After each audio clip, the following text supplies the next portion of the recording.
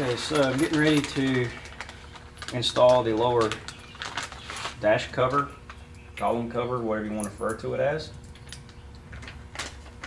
And this is the smooth one for the non-selecto speed.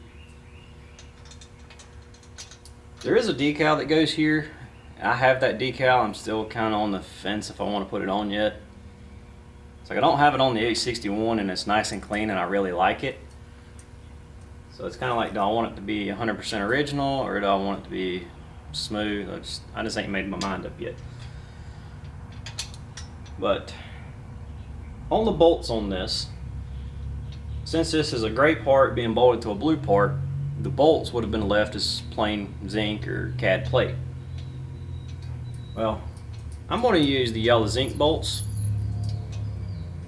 And the reason I'm doing that is because up here at the top, where the gauge would bolt, or the instrument panel if you want to call it that, and down through the sides here where the hood sides go, it uses these brass looking, and I say brass looking because that's what they refer to them as, but they're actually yellow zinc. But it uses these truss bolts. And if you look at the old promotional videos, which you can't really find them of the 4000s because everybody wants to have the videos for the 65, you know, New World tractor order thingy. But if you look at the old ones for the Power Masters, you know, they have the red and the gray dash. There again, they're different colors. The bolts were left plain. So when I did the 861, I left all the bolts as zinc. I really like the looks of it, so that's what I'm going to do on this tractor. Is it correct?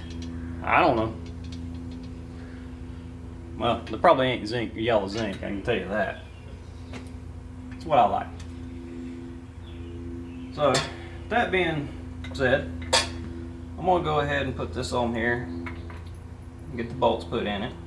And I'm not going to fully tighten these just yet because, you know, this is a little loose, and that'll be determined on where the instrument panel fits up here versus the steering column itself. But I'm going to just kind of snug them up a little bit. The glow plug relay is going to fit right here. We got the ignition switch. Our glow plug switch is here. And on this side we're going to have the headlight switch. And if this was still a selecto speed, the selecto speed switch for the starter would go on this side. Alright, so on our ignition switch, which I guess we can call it that on the diesel tractor, we have two wires, one red, one yellow. Up here on top, where our main harness is, yellow to yellow, red to red. Okay, so there's the ignition switch installed. Like I said, I got to get a wrench and tighten mine up, but I can easily do that off camera. It's one nut, it's no big deal. Alright, so now the next piece I'm going to go ahead and put on is going to be the instrument panel.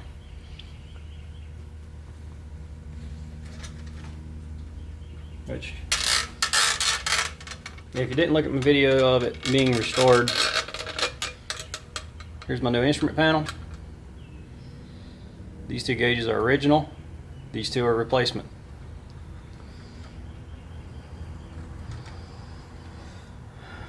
So the first thing I'm going to do is I'm going to just slide it down over the steering column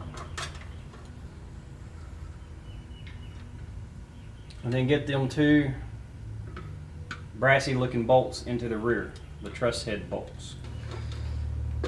Then, as you can see, this will rock forward and backwards around the steering column. That's why the bolts down here that are just off of the frame were left loose. Now that we have this panel on here, you can go ahead and install your warning light, generator light, bulb, and socket, which I currently don't have a bulb in here because I don't know what the actual bulb is, but I'll be sure to put that at the bottom of the video. And my temperature probe's hanging down, which I'm gonna wait a minute on it. But now I'm gonna start putting the throttle linkage in. And that's because the throttle linkage is technically underneath our battery tray. So the throttle linkage has to go in before the battery tray. Okay, so the first part on our throttle linkage is going to be the bracket right here on top of the transmission.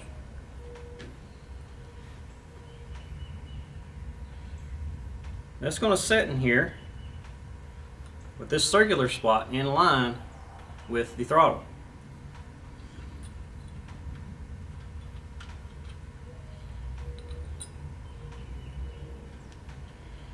I think these were some 5/16/18 bolts, if I remember correctly. So we'll get them put in, and I do not have my torque wrench down here. So we'll just snug these up. As far as the coloring of this, I'm leaving mine as zinc. I'm not sure if that's correct or not. However, since the throttle rod is zinc and all the other linkages are zinc, I'm leaving this as zinc.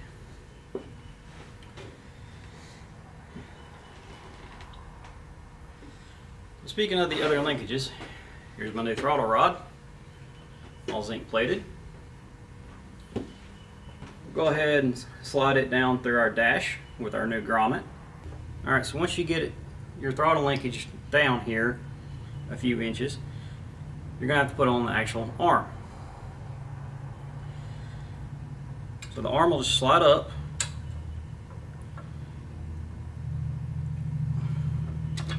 onto the main rod. You can now go ahead and put in the bolt that holds it in place. And there's a notch on your hand lever that the bolt will slide through.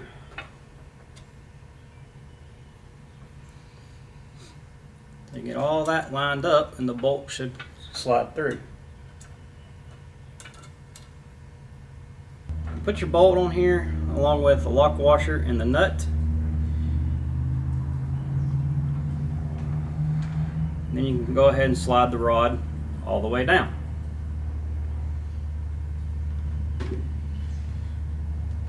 Now when you do that,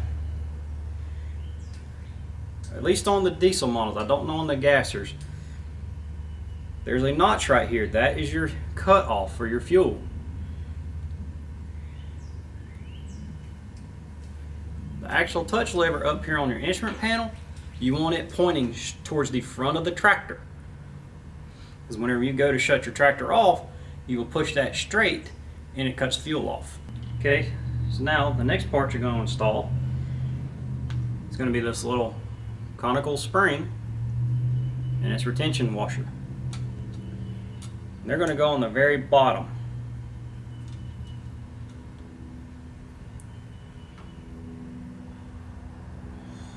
And then the last piece is going to be a 3/32 cotter pin to hold everything into place. And your touch lever is now installed. Alright, so the next part of our throttle linkage on a diesel is actually the battery tray. So I'll go ahead and slide my battery tray in here.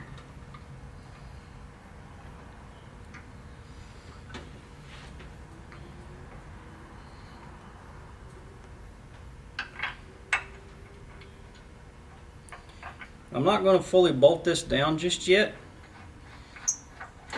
because this bolt that I'm just put in is going to be for our negative battery cable, and then the two on the front, our rear tank bracket is going to bolt to it. And I have it off because I still have to adjust the valves on the engine once I get this thing up and running, and it's easier to get the valve cover off without the rear bracket on.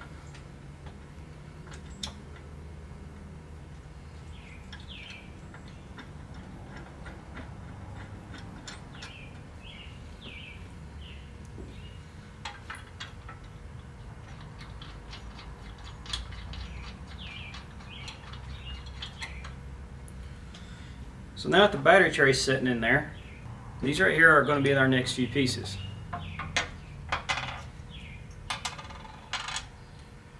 Including that little washer right there.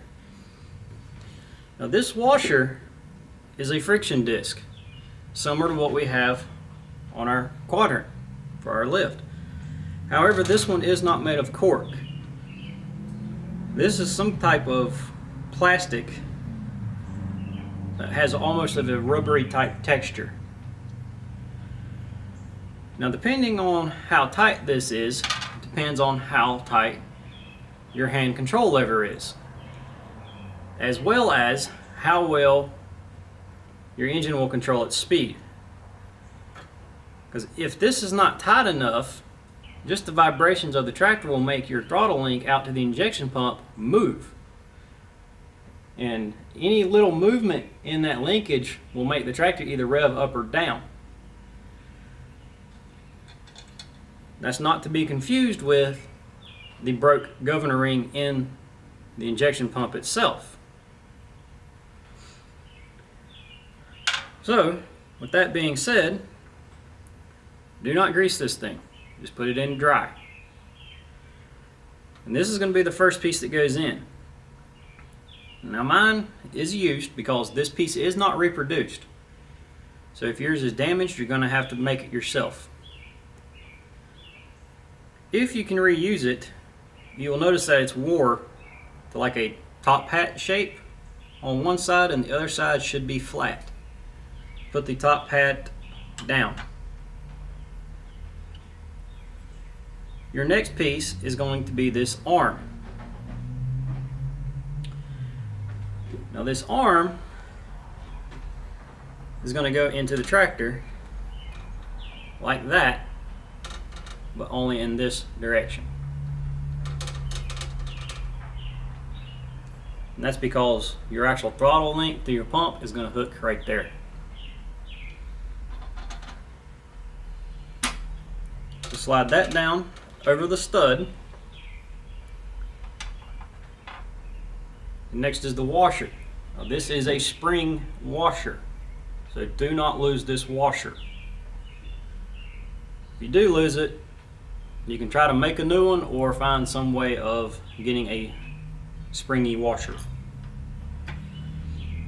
That's going to help set the tension on that rubber piece or plastic or whatever the heck it's made of. And lastly, we have just a castle nut. Alright, so here's a little bit better look down in here. I had to chase my thread, that's why the stud looks a little different. But there's the washer. Like I say, the little top hat looking wear I'm going to put down. Next will be the bracket, the spring washer, and with the spring washer you want the little hump towards the nut. Put that in, and then the nut. Now there is a hole in here for a cotter pin, so that you can lock this in once you get the feel that you want set.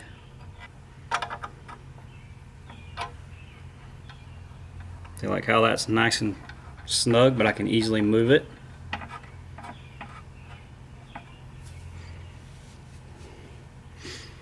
And there is a link bar right here that's going to go between these two. Okay, the hole for the cotter pin is running front to back right there. Here, I'll make it a little easier to see the hole. But the hole is running right through there.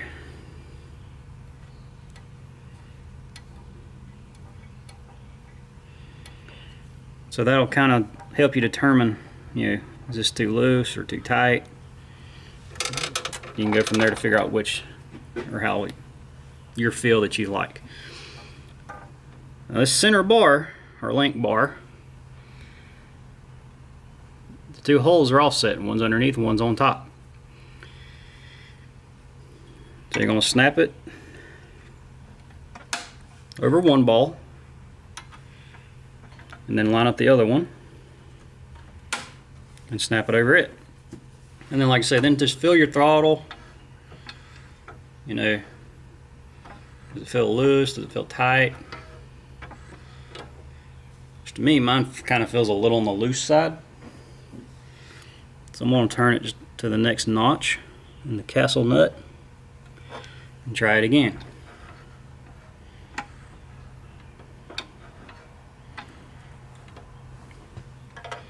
And I'm just going to do that until I get the feel that I like.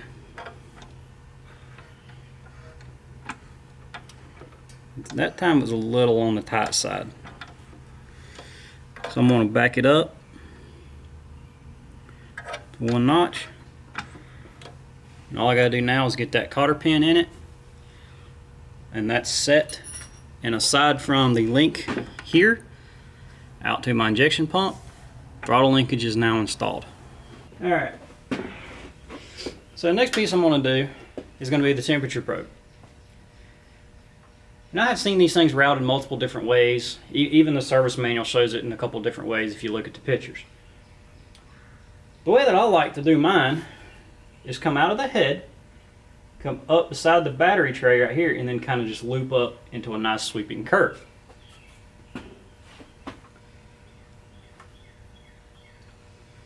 Where it kind of looks like that.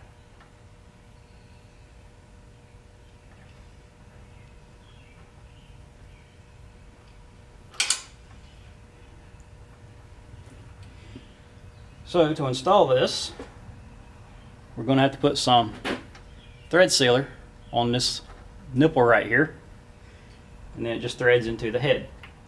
I'm just going to put a little bit of that on the thread. This thing might actually be a tapered fit, but I just do this as a precaution.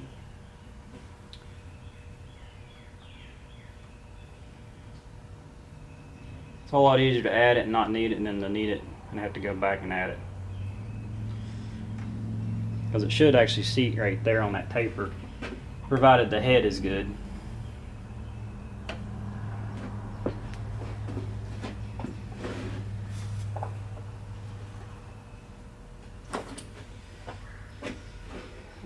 I'll take that probe, slide it into the back of the head there, and tighten it up. So like in the manual, I can see this thing running all the way down like that. Just bunched up every which way. But the way that I like to run mine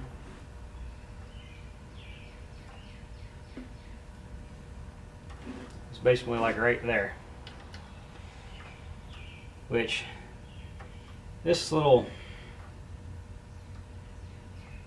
sleeve they put on here kind of makes it really hard to turn it. I may come in here and cut this back some. And the reason I like mine here, I actually run the oil gauge right there as well. And I will stick an 8N style clip here to hold these two into place. So then this would come way up top here. And just be really tucked up out of the way. Okay, speaking of the oil pressure gauge, the original fittings that are down here behind the hydraulic pump and the nipple up here on the oil pressure gauge were designed to take 1/8 inch flare fittings. There's nothing wrong with that. The problem is finding somebody who can do an 1/8 inch flare fitting or finding a flaring kit that'll do 1/8 inch flares. Because most of them are designed for brake lines, which are 3/16.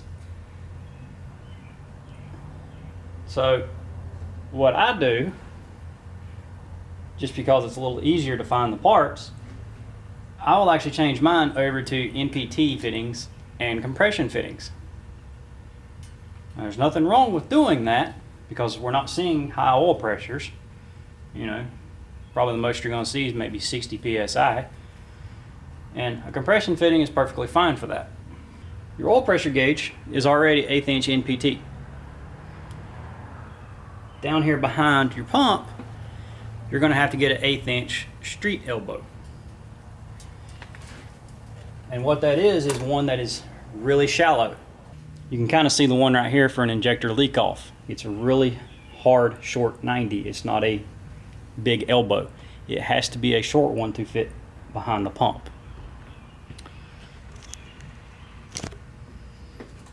As for your lines and your fittings, look up the auto meter 3224.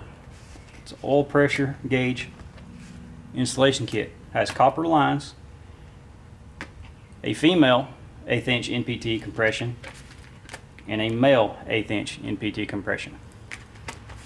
So this kit has everything in it you need aside from the elbow behind the hydraulic pump. So here's our two compression fittings. So I'm going to take the male one and go ahead and stick it into the elbow down there behind my hydraulic pump. If you have to change this fitting, you will have to remove your hydraulic pump. It's not that big of a deal. You just got a gasket at the back and 2 square cut O-rings up here. Be sure you use square cut O-rings on that hydraulic pump. So I'll take some thread sealer, put it on the pipe portion of our compression fitting, and stick it into the elbow. Okay, and on the female fitting, you're going to have to put your pipe dope onto the gauge, which is something I would highly recommend you just remove the gauge from the cluster to do. I should have done it, but I didn't. And I know that is off camera, so here's the new compression fitting on the back of the gauge. To run the hose, or tubing, I guess is the proper term for it,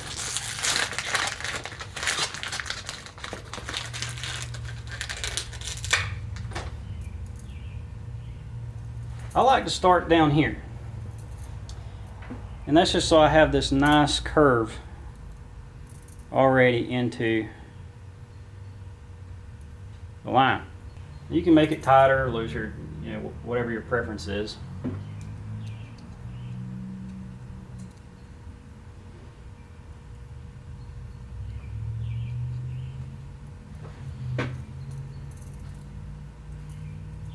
It's just copper. It bends really easily.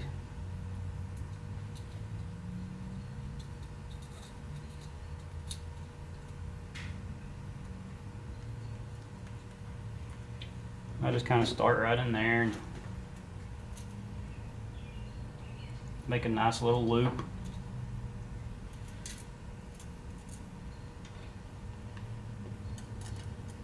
And then I'll bring it over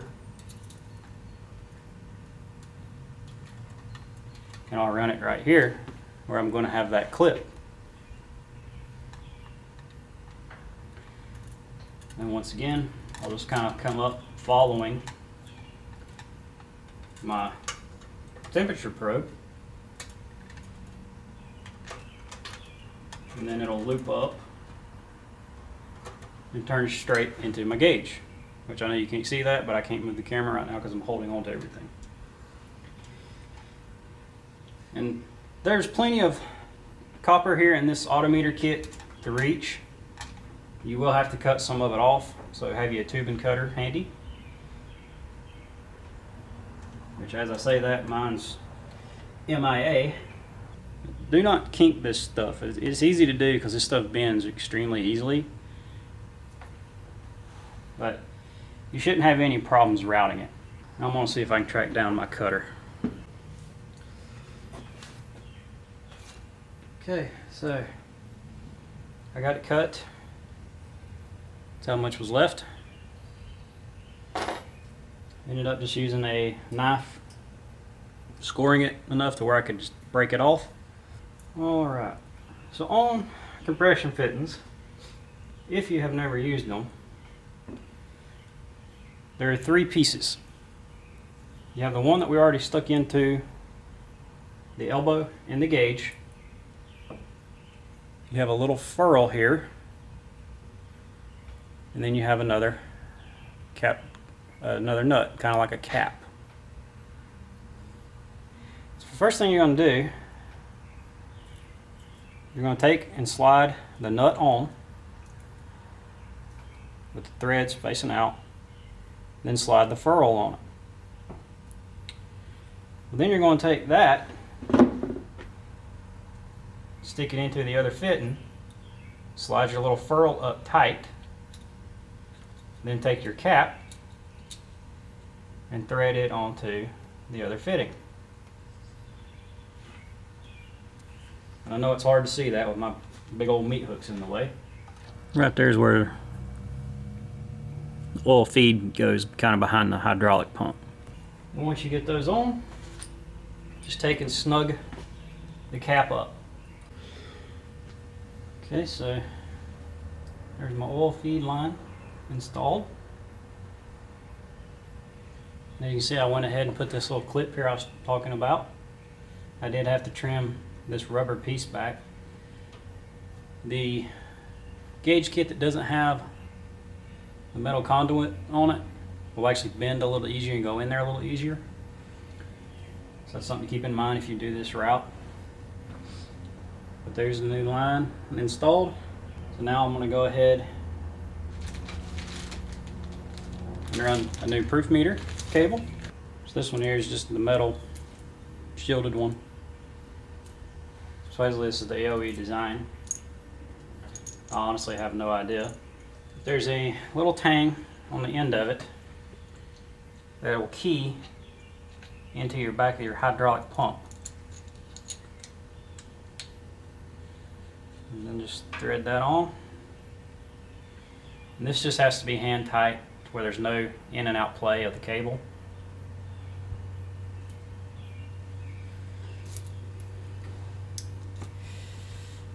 And this will then run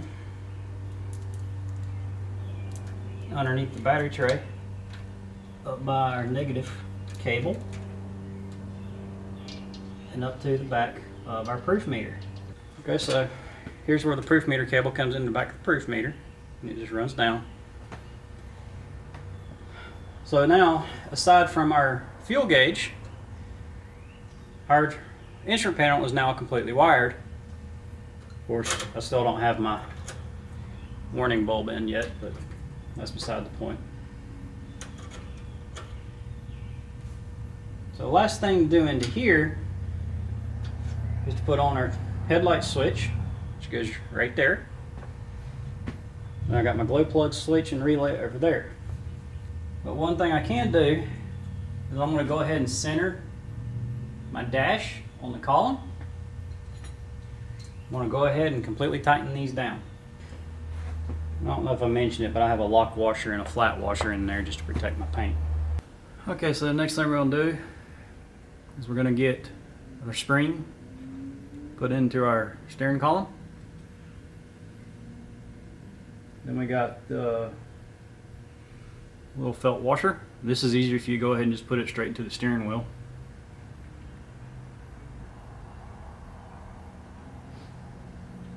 Then we'll get the steering wheel put on.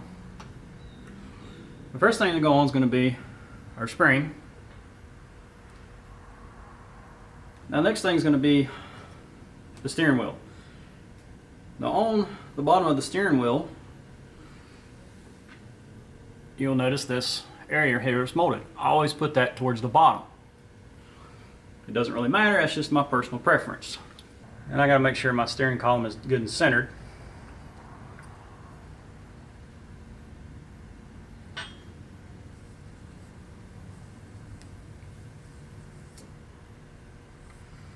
Let's see here, there's the bottom. It's 1, 2, 3, 4, 5, 6. All right, I have roughly 6 turns total, so 1, 2, and we'll call that 3. Now this step here, since my tractor has power steering, I have a power steering medallion to put on top of it. However, this is just a decal and it kind of messes up if you try to tighten it down onto the wheel, if the wheel is not seated.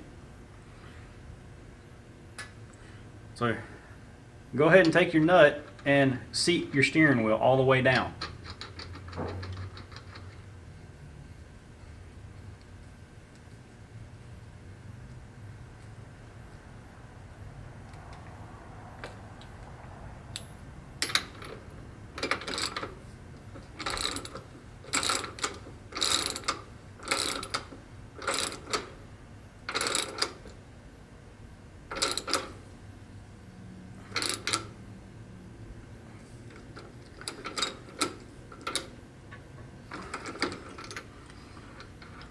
And then once you get it seated, go ahead and put your medallion onto it. And once again, try to line up, power steering, little OCD-ism there. And one other thing, on the nuts, there are 2 of these that are available, possibly a third one. This is the zinc one, which is what is correct. There is a chrome version that is shinier than this, but I'm going to warn you, I put a chrome one on the 861, and that was about 10 years ago. It's already rusted. And the third option might be a black one, but the zinc one is the correct one.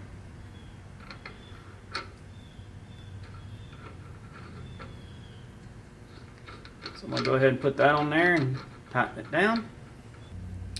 Okay, so there's my steering wheel on and tight. So make sure that you have your steering column centered before you tighten this completely. And like I say, I just have this one spoke straight back. That's just my personal preference. All my tractors are that way. That steering wheel can go on multiple different ways. It doesn't matter. It's just my preference. Okay, so there's our